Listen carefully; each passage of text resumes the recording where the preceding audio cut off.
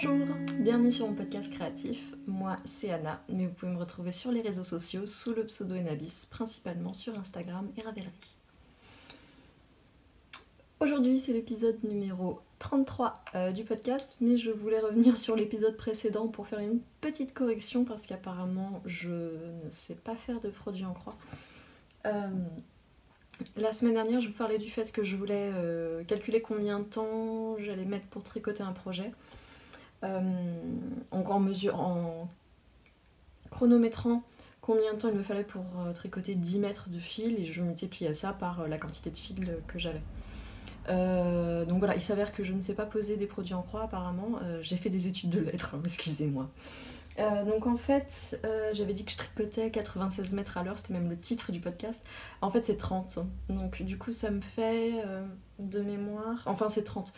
J'ai refait en fait une nouvelle mesure où j'ai pris plus de temps pour tricoter et c'est là que je me suis rendu compte que mon calcul précédent ne collait pas du tout. Donc avec ma nouvelle mesure, voilà, je tricote donc 30 mètres à l'heure sur ce fameux projet-là.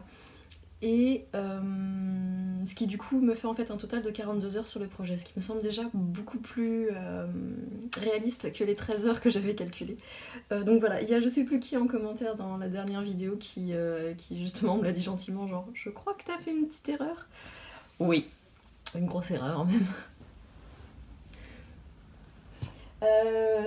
Donc voilà pour cette petite correction. Concernant le podcast d'aujourd'hui, l'épisode d'aujourd'hui, il n'y aura pas de projet fini. Et alors, j'ai regardé, ça fait depuis l'épisode numéro 17 que ça ne m'était pas arrivé. C'est-à-dire que depuis la mi-novembre, à chaque fois que j'ai enregistré, donc pas forcément toutes les semaines, mais à chaque fois que j'ai enregistré, j'avais au moins un projet fini. Donc là, je viens de casser le combo, on va dire. Pas de projet fini pour cette semaine, j'espère que j'en aurai un la semaine prochaine. Encore au niveau administratif, j'ai reçu pas mal de commentaires qui me demandaient, donc je sais plus encore, je sais jamais si c'est sur Instagram, sur YouTube, vous connaissez la chanson. J'ai reçu des commentaires qui me demandaient notamment de faire un petit point sur le filage et également sur le blocage. Je vous ai entendu, je ne vous oublie pas, c'est juste qu'en fait j'aimerais pouvoir avoir un petit peu faire des vidéos un petit peu là-dessus et j'avais pas l'occasion là de le faire cette semaine.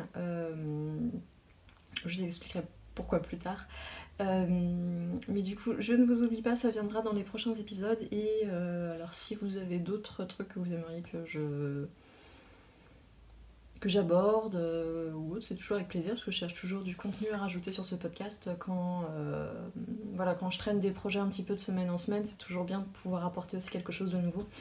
J'aimerais bien aussi pouvoir avoir des invités sur le podcast, ça pourrait être chouette de faire ça à deux. J'ai proposé aux nanas avec qui je tricote dans mon groupe de tricot. D'ailleurs, si vous êtes à Nantes, demain samedi, on se retrouve l'après-midi à 14h si vous souhaitez venir boire un petit thé ou une petite bière avec nous, c'est avec plaisir.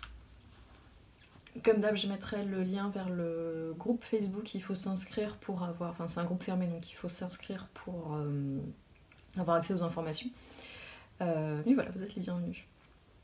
Du coup, cette semaine, je vais vous parler de 3 projets en cours. Je vais parler un petit peu de Visible Mending, qui est donc du raccommodage visible. Je sais pas trop comment le traduire. Je vais parler de peinture, je vais parler de quelques coups de cœur, et puis il y aura également une petite partie sur les futurs projets. Et puis je vais m'attacher les cheveux parce qu'en fait, ça ne va pas du tout. J'ai pris une très très longue douche ce matin parce que, enfin, après, j'irai pratiquement un mois d'eau tiède, nous avons enfin de l'eau chaude à l'appartement. Alors je vous raconte pas la douche que j'ai prise. C'était super, c'était génial. Mon premier projet en cours, il s'agit du gilet Gus de Julie Hoofer que je tricote donc pour une amie, qui est donc un gilet qui se tricote à plat. Que je tricote dans la Dererum Natura. Si je vous montrais une pelote avec voilà, dans la Gilliatt de Dererum Natura, le coloris c'est Cyprès, qui est très très très très très très très joli.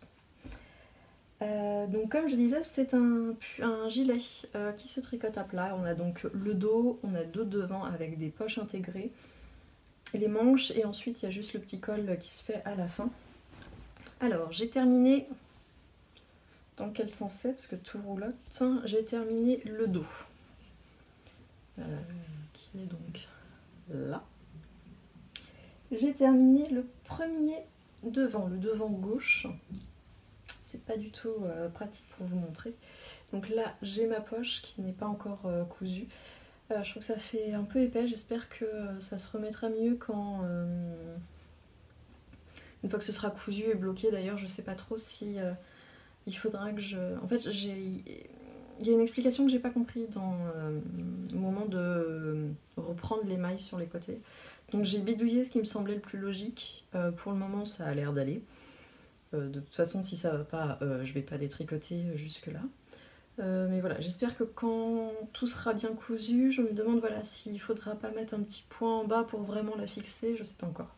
On verra. Comme toujours, ribambelle d'anomarqueur pour marquer mes diminutions et faire ça bien symétrique vu que je tricote la taille 5 pour obtenir les mesures de la taille 2 parce que je ne la tricote pas dans le bon fil.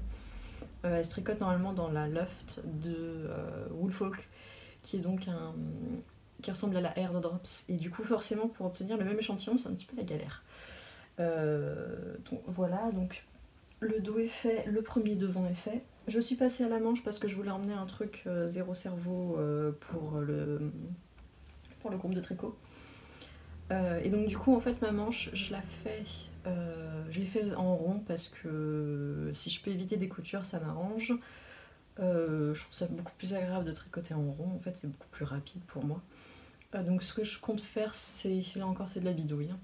Je vais tricoter en rond jusqu'en fait à l'emmanchure et ensuite je vais travailler la tête de manche à plat pour qu'elle puisse ensuite être récupérée. Parce que je voulais pas me lancer dans... je voulais pas en fait... comment dire, faire l'inverse avec des rangs raccourcis comme sur ce gilet là par exemple. C'est un petit peu trop avancé pour moi. Donc voilà, je vais tester comme ça. Si ça fonctionne pas, je tricoterai, je ferai à plat. De toute façon, je pense que quand j'aurai terminé la première manche, en fait, je pense que je vais les tricoter comme du coup j'ai 2 aiguilles différentes, je vais les tricoter en alternance. Je vais bientôt monter les mailles pour le devant droit. Et du coup, je pense que rapidement, je vais essayer de monter quand même le corps du gilet. Et je verrai si mon histoire de manche fonctionnera. Alors c'est un gilet qui est très simple à construire en fait, hein. Par contre, je trouve qu'il y a de belles diminutions. En fait, je suis curieuse de voir. Là, on a des diminutions assez drastiques, mais qui donnent un peu de volume. Je suis très pressée de voir ce que ça va donner en fait sur les épaules. C'est la diminution du dos. Donc on a fait en fait notre manche et c'est vraiment là. Je trouve ça vraiment très très joli. J'ai hâte de le monter pour voir ce que ça donne parce que je trouve que c'est un joli... c'est un très joli détail.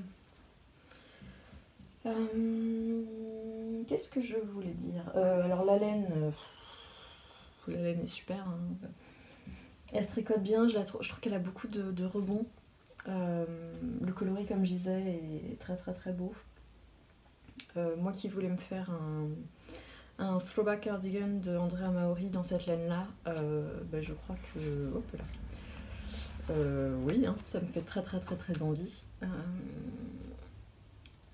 Et du coup ça me donne envie, encore également beaucoup d'envie, de tester d'autres de ces bases en fait, puisque donc là la Gilliatt elle est très très belle, mais je sais qu'elle a aussi plein d'autres choses et j'aime beaucoup ses coloris. J'espère que... je me fixe un petit peu comme objectif de le finir d'ici la semaine prochaine, ou du moins de finir les pièces, pas forcément de le monter directement, mais que voilà, d'ici la semaine prochaine il soit terminé. Ça serait vachement bien. Sachant que voilà, il me reste une manche et demie et un devant. Et vous avez vu, les devants ils sont pas très très grands, je les ai fait rapidement. Donc ça me semble... je tricote en 4,5, hein, donc ça avance quand même rapidement. Hop.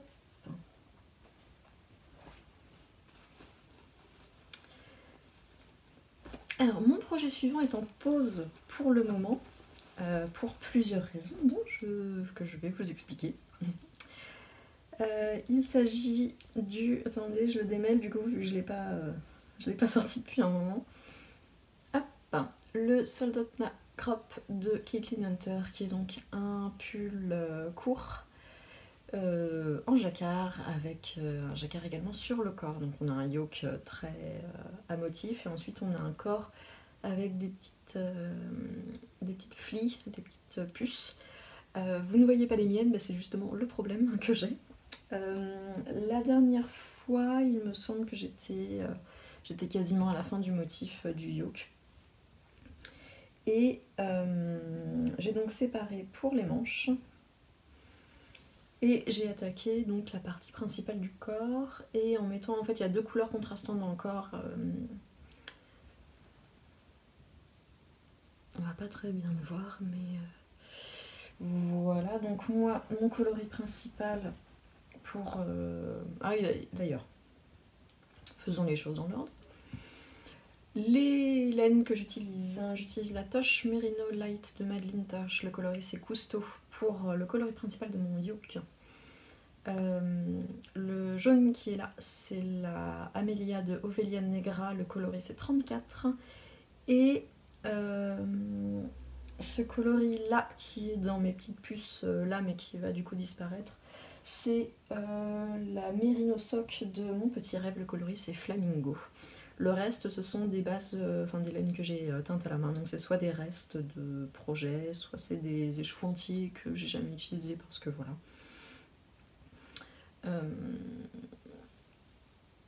Voilà. Donc le problème que j'ai eu, c'est qu'en fait, mon coloris principal du corps, c'est celui-ci, et je rajoute ces deux coloris-là. Et en fait, mon contrastant ne se voit pas, celui-ci notamment. Donc... Et également, le deuxième problème que j'ai, c'est que comme là, on fait deux rangs de jacquard, et ensuite, moi j'ai essayé de faire deux rangs pour économiser un peu ma laine, vu que je veux aussi faire des manches. Enfin, bref, j'ai un peu modifié le patron. Ensuite, voilà, j'ai deux rangs d'une seule couleur. Et en fait, au niveau de ma tension, c'est pas extrêmement beau. J'ai essayé sur les derniers rangs de croiser beaucoup plus souvent mes films, j'espère qu'on va le voir ici. Donc vous voyez là, c'est mes premiers rangs où la tension était pas top, et là je croise en fait toutes les deux mailles, enfin une maille sur deux. J'ai vu qu'apparemment ça aidait beaucoup pour avoir une meilleure tension sur son tricot, ce qui est pas faux en fait. Mais comme on voit pas les puces, c'est quand même dommage de s'embêter à les faire si on ne les voit pas. J'appelle ça des puces parce que je sais pas ce que c'est. Français, on appelle ça flea en anglais. Donc du coup je vais remplacer ce coloris là, le coloris Flamingo, par le jaune de Ovelia Negra. Et puis si j'en ai pas assez, peut-être sur les manches je ferai un accent avec ça. J'ai également du marron. Voilà, mais je pense qu'en fait ces deux coloris là étaient trop proches. Surtout en fait c'est un coloris très varié, et du coup il y a pas mal de fois où en fait je tombe sur une couleur qui est soit très proche de cette couleur là, soit très proche de mon autre contrastant, et du coup en fait on ne la voit pas tout le temps, donc on a l'impression que j'ai mal tricoté mon truc. Ce qui est dommage parce que j'aime beaucoup ce coloris. Peut-être que j'essaierai de le mettre en accent en bas du corps et des manches, parce qu'il y a du jacquard, et en fait ce motif là est repris. Celui-ci est repris en bas, donc peut-être que j'essaierai de l'intégrer à ce moment-là. Sinon, je le mettrai dans un autre projet, hein, tant pis. C'est vrai que c'était un petit peu j'avais un petit peu construit ma palette de couleurs autour de ça, et en fait j'ai mal géré mon coup. Mais voilà. Comme je disais, pour le moment il est en pause parce que déjà détricoter des pulls, enfin après j'ai pas grand chose à détricoter, hein, j'ai 3 cm à détricoter, mais ça fait jamais plaisir, hein, on va dire. Et puis je vais me concentrer sur le Gus pour pouvoir le finir plus rapidement. Voilà. D'autant plus qu'en fait il faut pas trop que... J'ai remarqué quand même que le jacquard, et puis là il y a vraiment du jacquard partout, me fait quand même un petit peu plus mal aux mains, donc il faut que je le fasse avec parcimonie. Voilà, il est relativement mis en pause. Mon troisième projet en cours, c'est un nouveau caston que j'ai commencé il y a quelques jours. Et c'est une paire de chaussettes, parce que ça faisait quand même longtemps. Le week-end dernier, j'ai vu mes frères, on avait un repas de famille. Et donc notamment j'ai vu ma nièce, donc la grande, hein, pas le bébé, enfin ses parents surtout m'ont dit, elle arrête pas de me piquer les chaussettes que tu m'as faites à Noël. Je crois qu'elle en réclame mais qu'elle n'ose pas te les demander. Du coup j'ai fouillé dans mon stock de laine à chaussettes. En fait ça doit faire 2 mois maintenant, peut-être un peu plus. J'ai été prise d'une frénésie de tests de laine à chaussettes, surtout des laines un peu à rayures dans cet esprit-là. Et donc en fait sur le site Love Knitting, j'ai globalement j'ai commandé genre une pelote de toutes les marques qui m'intriguaient. J'ai mis du temps à la recevoir et puis voilà, il y a des trucs qui sont très très jolis. Bref, j'ai fouillé dans ce stock là et j'ai trouvé ce coloris là qui me semblait super marrant. Il s'agit de la Head Over Heels All Stars de Stylecraft et le coloris c'est Splash. Donc, en fait, comme vous pouvez le voir, on n'est pas vraiment sur des rayures régulières, on a un peu de speckles qui arrivent sur certaines couleurs. Voilà, j'aimais beaucoup les teintes en fait, je trouvais ça joyeux et puis voilà. Du coup, concernant la laine,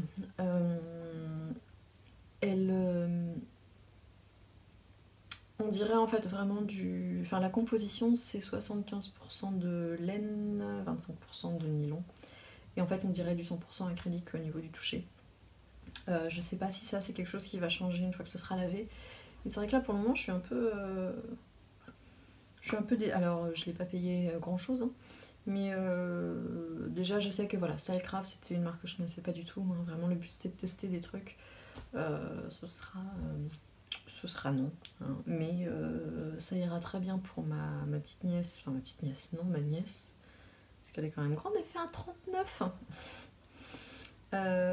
Voilà, ça ira très bien, ça se tricote bien, parce que comme c'est des rayures, en plus elles sont pas régulières, donc... Enfin, vous connaissez le concept des chaussettes à rayures, hein, on se dit toujours la prochaine rayure, la prochaine couleur. Donc voilà, puis c'est mon tricot sac à main, salle d'attente, truc que je peux emmener partout, que je peux sortir facilement. C'est mes chaussettes du moment. Je voulais maintenant faire un petit point sur le visible mending et donc le reprisage, je sais pas comment on dit en français. Mais voilà, en fait, ça fait quelques semaines maintenant que j'essaie différentes techniques pour repriser mes tricots, notamment mes chaussettes quand elles s'abîment. Parce que c'est vrai que c'est les chaussettes chez moi qui s'abîment le plus parce que c'est ce qui prend le plus cher en fait, hein, dans les chaussures. Cet hiver, c'est le premier hiver où en fait je n'ai porté que ça parce que comme je ne travaillais pas, je pouvais les porter. En fait, je dois porter des chaussures spéciales au travail et du coup je ne mets pas mes chaussettes tricotées main. Bref, là n'est pas le sujet, mais du coup c'est vraiment cet hiver que j'ai vraiment testé mes chaussettes. J'en ai pas non plus...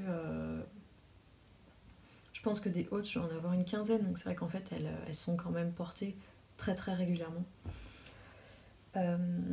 J'avais eu... Alors attendez, je vous cherche. J'avais eu un trou sur cette paire-là, qui est un petit peu bouloché également. J'avais eu en fait un trou ici, que j'avais donc repris à la méthode en fait sur l'envers. J'avais fait, vous savez, ce petit chose-là en fait. Et au final, ça rend très bien sur l'envers, mais je trouvais que sur l'endroit, mais c'est pas très net en fait. On a perdu tout ce qui est le côté parallèle des mailles en fait. Donc ça me plaisait pas trop et surtout ça me donnait l'impression que c'était pas vraiment réparé en fait. Comme s'il y avait quand même un trou qui restait et ça me plaisait pas. Et je suis tombée sur le hashtag Visible Mending sur Instagram. Donc dans l'esprit du sashiko, toutes ces choses-là. J'essaierai de vous mettre quelques photos pour que vous voyez un petit peu si ça ne vous parle pas. Et du coup, j'ai essayé sur une autre paire de chaussettes, donc c'est l'arrière du talon. C'est souvent là où ça s'abîme. Alors, je sais plus du tout ce que c'était cette laine contrastante, mais j'ai l'impression qu'elle s'est vachement vite abîmée. Et du coup, en fait, l'idée, c'est de venir faire des duplicate stitch. J'ai cherché une traduction en français, je n'ai pas trouvé. Donc, en fait, je suis venue avec une aiguille, un fil, et j'ai reproduit en fait les mailles par-dessus. Et donc ça vient renforcer le tricot.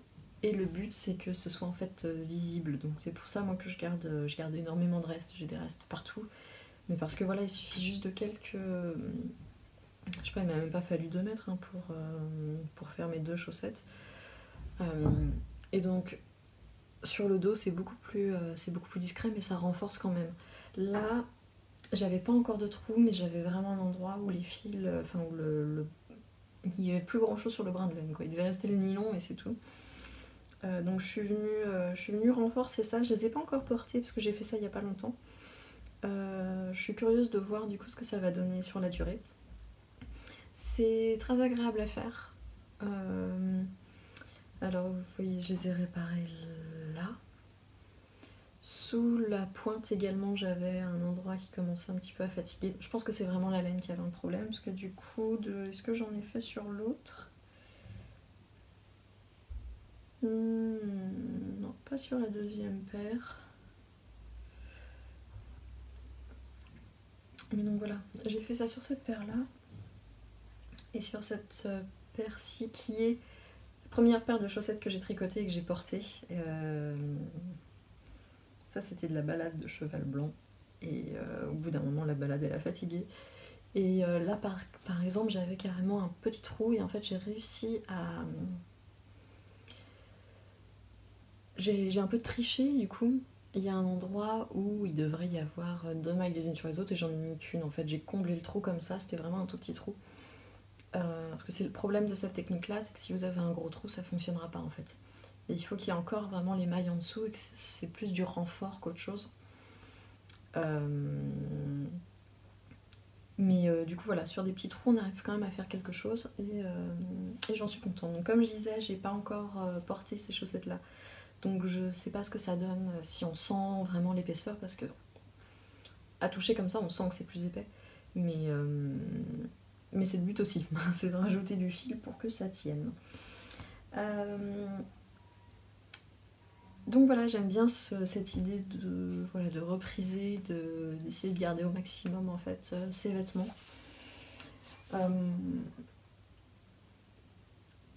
Pour le moment, j'ai pas un matos extraordinaire, c'est-à-dire que j'ai pas d'œuf à repriser, j'utilise un caillou. Ça fonctionne certes bien parce que c'est rond, mais le problème c'est qu'il est quand même assez lourd et du coup ça me fait mal aux mains au bout d'un moment. Donc je pars à la recherche d'un œuf à repriser, mais j'aimerais bien quelque chose d'un petit peu vintage. Ma mère est en train de voir si ma grand-mère en avait pas un, et voilà, si je peux par hasard en hériter, parce que c'est vrai que dans la famille, c'est moi qui... Je suis la seule à tricoter des chaussettes, donc je l'utiliserai le plus, on va dire. Donc voilà, et puis je me renseignais aussi un petit peu sur des fils de renfort, pourquoi pas. Parce que bon, si la laine et nylon a lâché un moment, si on répare avec la même chose, ça va relâcher un moment aussi. Donc je me dis pourquoi pas. Je sais que j'avais cru voir des fils mais assez fins qui se mettaient en renfort, et pourquoi pas faire du reprisage avec un fil laine nylon et un fil de reprisage renfort. Ensemble pour vraiment prolonger au maximum la durée de vie des chaussettes. Si vous avez des conseils de reprisage, je suis preneuse. C'est vrai que pour le moment, c'est vraiment un problème que j'ai rencontré principalement sur mes chaussettes. On passe maintenant à la teinture. J'ai vécu un gros fail de teinture cette semaine. Si vous me suivez sur Instagram, vous avez vu aussi ma crise existentielle du tout ce que je fais c'est de la merde, j'arrive à rien. Euh, ça va mieux. Par contre, j'avais prévu de teindre de la fibre pour filer de la laine pour un shifty d'Andrea Maori. Mon premier essai a été un bon gros désastre, je vais aller vous le chercher. Alors, là comme ça on dirait pas, parce qu'en fait j'ai rétiré la fibre, je l'ai divisée pour essayer de la filer. Mais en fait ce qui s'est passé c'est que j'ai feutré ma laine au moment de la teinture. Et j'étais partie sur des coloris comme ça, de rose, rouge, marron, un peu de gris. Je m'étais inspirée en fait de ce qu'elle avait elle-même utilisé pour le sien, parce que j'aimais beaucoup le rendu des couleurs. Et en fait, alors on le voit un petit peu là, je vais essayer de défaire le... Quand je l'ai sorti de... on voit bien là que ça a feutré. Et en fait, voilà, quand je l'ai sorti du bain et que je l'ai mis à sécher, on aurait dit, donc attention, âme sensible, s'abstenir, on aurait dit un immense tampon usagé, en fait, pour un géant, probablement. Donc ça m'a bien vexée, et j'ai essayé de la filer.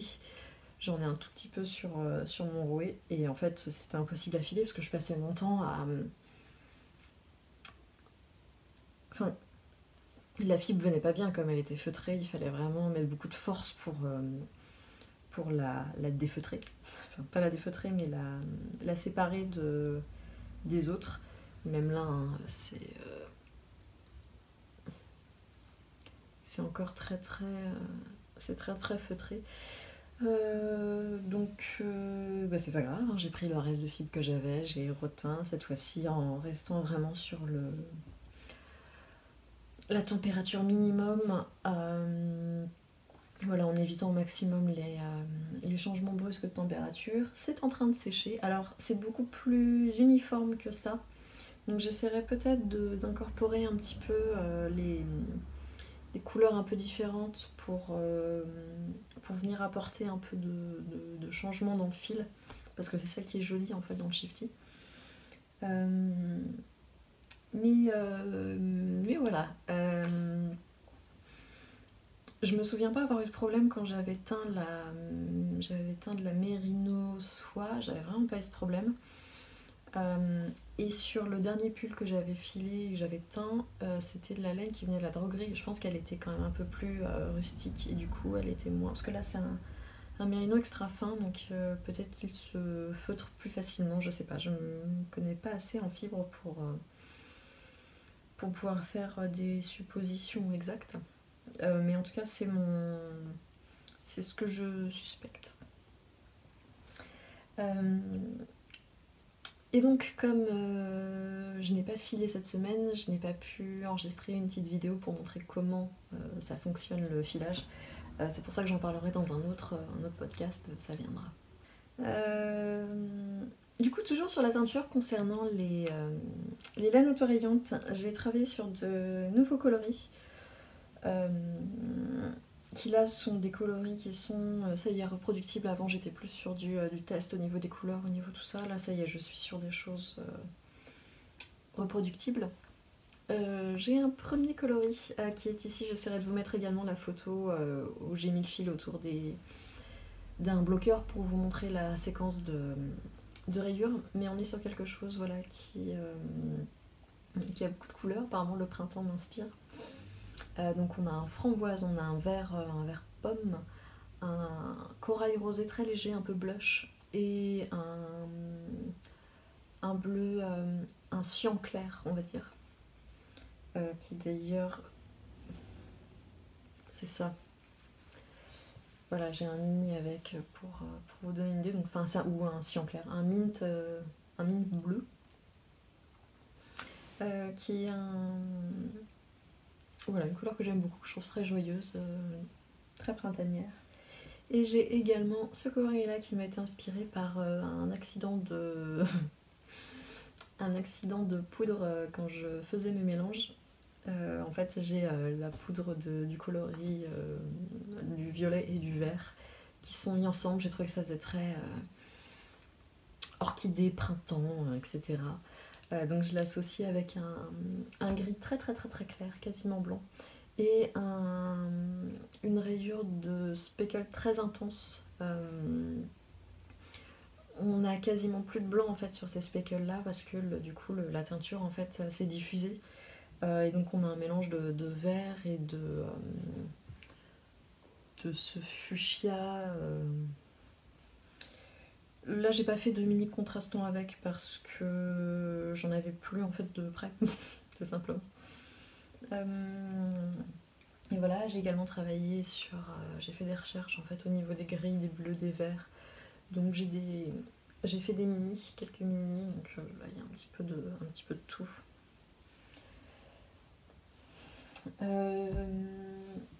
Ce qui fait qu'en fait voilà, j'ai peaufiné un petit peu mes techniques de teinture. Maintenant, c'est marrant parce que c'est quelque chose que j'entendais dès le départ.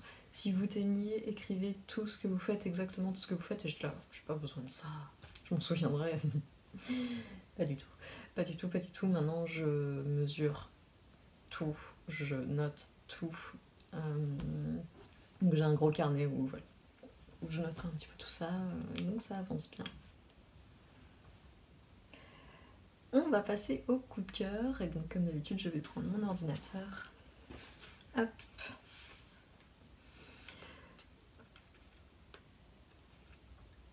Mon premier coup de cœur, il s'agit d'un pull qui sort aujourd'hui. Je l'avais repéré sur Instagram un petit peu par hasard et j'en suis tombée amoureuse. Il s'agit d'une Nadia Sweater de Handmade Closet qui est un pull qui se tricote en decay. Alors la page se charge, voilà, très bien. Qui a en fait deux torsades. Torsade assez complexe, c'est-à-dire qu'il y a une torsade tresse au milieu, puis il y a des petites choses aussi à côté. Qui partent voilà, des épaules et qui se rejoignent, qui descendent le long du corps. Et du coup, sur le panneau du milieu, on a un point de riz. Je trouve très très joli. Je trouve les manches un peu trop bouffantes à mon goût. Je pense que moi je les ferais plus ajustées. Mais par contre, j'aime beaucoup le détail au niveau de la transition entre le bas des manches et le début des côtes est très jolie, un petit peu en étoile comme ça. Donc il me tente beaucoup et il est sorti normalement aujourd'hui. J'ai également... je suis allée au tricoté du Lu cette semaine parce que comme pour Bière-Hélène on se retrouve le samedi, on n'en avait pas le mardi. Et donc du coup pour quand même avoir ma dose de tricot dans la semaine, je suis allée à celui du Lu. Et c'est Candy, son prénom. Candy nous a montré un des gilets qu'elle est en train de tricoter, elle a quasiment terminé. Il s'agit d'un gilet que j'avais déjà repéré, mais est-ce que je vais le trouver? C'est fou ça quand même, j'ai pas trop de favoris. Donc un gilet que j'avais déjà repéré parce qu'il est sorti en 2014 il me semble. Il s'agit du portage de Mélissa Chachouari. Qui est donc un gilet un petit peu long, les gilets comme je les aime, hein, un petit peu long, sans boutonnière. On a un col qui est replié. Et en fait, le col vient former les manches n'importe quoi, les poches sur le côté. Et dans le dos, il a tout un point texturé qui est extrêmement joli et qui apparemment n'est pas chiant à faire. C'était ça au départ qui m'avait un peu rebuté. Je m'étais dit, oulala, trop de points texturés, ça va m'énerver. Moi j'aime bien le jersey. Et surtout, chose qu'on ne voyait pas trop sur les photos en fait, mais il y a une très très très très belle torsade qui vient séparer les devants du point texturé du dos, qui est extrêmement fin, et ça pareil c'est un détail que je trouve super joli. Il se le tricote en decay également, donc j'imagine qu'il va falloir que j'achète une base decay pour l'atteindre moi-même, hein, parce qu'il me fait très envie. Ouais, il a été tricoté un peu plus de 1000 fois sur Ravelry, ça me surprend pas, c'est un très beau gilet. Avec des grandes poches, voilà, il est très très très joli. C'est tout ce que j'ai cette semaine pour le coup de cœur, mais je voulais vous parler du Nadia Sweater parce que quand même c'est un pull du coup qui va sortir aujourd'hui et voilà, je le trouvais très très joli, j'avais pas trop vu de trucs semblables sur Ravelry. Donc voilà. concernant les futurs projets, les choses qui voilà, vont bientôt arriver sur mes aiguilles, j'ai 2 commandes encore. La première, ce sera un nouveau Winfell, mais cette fois-ci que je vais tricoter dans de la laine teinte-main. Enfin, dans ma laine en fait. Donc le corps sera coloris montain, enfin neutre. Et après, ce sera des variations de gris. C'est pour ça que j'ai travaillé sur les grilles avec les mini. Donc j'ai hâte de le voir. C'est un modèle que je trouve très très joli. J'ai pris beaucoup de plaisir à le tricoter et du coup, je suis contente de pouvoir en faire un deuxième. D'autant plus avec mes laines. Ma deuxième commande, ce sera du coup le Fern & Feather, toujours de Jennifer Steignaz. Change pas une équipe qui gagne. Là encore, je suis très très contente parce que c'est un modèle que je trouve très joli. Il se tricote en worsted, donc il va quand même relativement vite. Mais j'avais envie de le tricoter et voilà, je suis très contente. Donc ça, ce seront des commandes, donc des choses qui ne sont pas pour moi. Pour moi, alors c'est beaucoup plus hypothétique maintenant parce que évidemment, comme vous pouvez le voir, j'ai déjà beaucoup de projets en cours.